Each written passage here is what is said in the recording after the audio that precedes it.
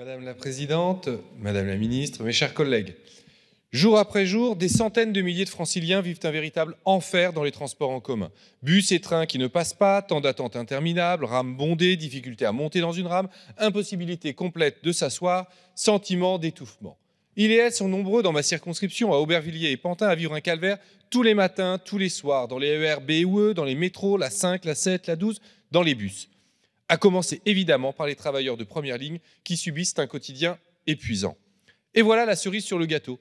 Les usagers au bord de la crise de nerfs devraient payer plus cher pour un service dégradé. La présidente de la région et d'Île-de-France Mobilité, Valérie Pécresse, veut porter le prix du ticket individuel à 2,30 € et celui du pass Navigo à 90 €, soit une hausse de 20%. Un scandale social quand nos concitoyens subissent déjà de plein fouet la hausse de tous les prix et sont à quelques euros près chaque mois. Une absurdité écologique quand il faudrait tendre vers la gratuité des transports en commun pour faciliter la bifurcation des modes de circulation. Les travailleurs des transports subissent eux aussi cette dégradation généralisée. Les conditions de travail pénibles, les salaires trop bas, la précarité engendrée par l'ouverture à la concurrence, l'impossibilité de vivre dignement de son travail. Résultat, un problème d'attractivité. En clair, on n'arrive plus à recruter dans des métiers dégradés. Il manque des centaines de conducteurs pour les bus, pour les métros. Le service se détériore de plus belle. Et comment la direction de la RATP répond-elle? En offrant une prime pour celles et ceux qui ne poseront aucun jour de grève, aucun congé maladie, aucun jour d'absence, même à la suite d'un accident du travail ou d'une agression, même pour s'occuper d'un enfant malade. Une véritable provocation contre les salariés, tout simplement contraire au droit du travail. Et quand les syndicats veulent interpeller leur direction au siège de la RATP, ils se font matraquer. Il est beau, le climat social serein vanté par Jean Castex, à qui vous avez offert un parachute doré à la RATP. Les transports publics d'Île-de-France sont en voie d'effondrement. L'absence de trains et de bus devient la norme. C'est un véritable chaos. Et ce chaos, votre gouvernement en partage la responsabilité avec la région Île-de-France. Le président de la République se vante sur YouTube de vouloir créer à l'avenir des RER dans 10 métropoles. Tant mieux, même si l'on attend encore le financement et le calendrier. Mais s'il faudrait déjà commencer par se soucier de ceux qui existent en Île-de-France et qui tombent en ruine, vous faites tout le contraire.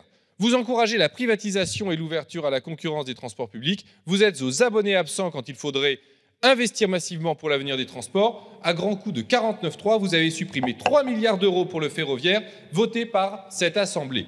Et dans l'urgence, vous vous refusez à soutenir financièrement Île-de-France Mobilité. Vous préférez jouer à vous renvoyer la balle avec Valérie Pécresse pendant que les usagers et les salariés font les frais de cette mauvaise pièce de théâtre. Clément Beaune a dit ce matin qu'il y aura un soutien de l'État. C'est vague. La hausse des tarifs sera votée demain. Où est votre soutien? Alors, Madame la Ministre, quand allez-vous enfin prendre vos responsabilités? Quand allez-vous agir pour en finir avec le désastre dans les transports franciliens, éviter la hausse des tarifs et rétablir un service public digne de ce nom? Merci Madame la Présidente, Mesdames et Messieurs les députés, Monsieur le député. L'État soutient la modernisation et le développement des réseaux de transport collectif via les contrats plan État-région.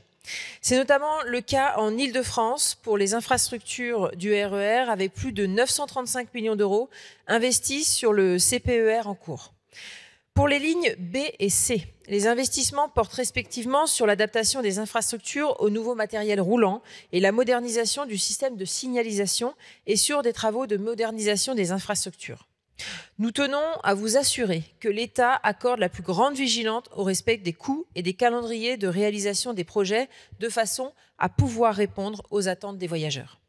Concernant la pénurie des machinistes receveurs à laquelle fait face la RATP, l'opérateur a mis en œuvre un plan d'action qui vise à recruter plus de 1500 conducteurs en 2022. Ainsi, la RATP a lancé une expérimentation pour pouvoir accéder au métier de conducteur de bus dès 18 ans dans le cadre d'un apprentissage désormais permis par un assouplissement des textes réglementaires.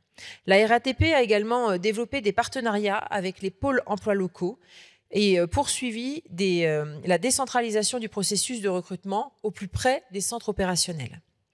Ces actions portent leurs fruits puisque plus de 1000 postes étaient pourvus fin octobre contre 800 un mois plus tôt. Le ministre tient par ailleurs à rappeler que l'organisation des transports publics de personnes en Île-de-France relève de la compétence de l'autorité organisatrice de la mobilité, Île-de-France Mobilité. À ce titre, c'est à IDFM qu'il appartient de fixer le niveau d'offre de transport et de juger des leviers, notamment tarifaires, à activer pour assurer l'équilibre financier du système de transport collectif francilien.